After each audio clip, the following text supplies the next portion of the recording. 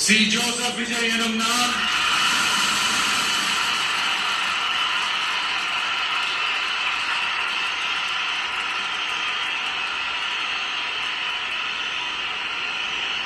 சட்டப்படி அமைக்கப்பெற்ற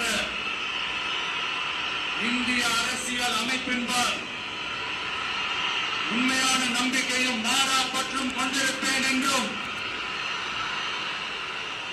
இந்திய நாட்டின் ஒப்பில்லாத முழு முதல் ஆட்சியையும் ஒருமையையும் நிலை நிறுத்துவேன் என்றும் தமிழ்நாட்டு அரசின் முதலமைச்சராக உண்மையாகவும் உளச்சான்றின்படியும் என் கடமைகளை நிறைவேற்றுவேன் என்றும் அரசியல் அமைப்பிற்கும் சட்டத்திற்கும் இணங்க அச்சமும் ஒருதலை சார்பும் இன்றி விருப்பு வெறுப்பை விலக்கி பலதரப்பட்ட மக்கள் அனைவருக்கும் நேர்மையானதை செய்வேன் என்றும் ஆண்டவன் மீது ஆணையிட்டு உறுதிமொழிகிறேன்.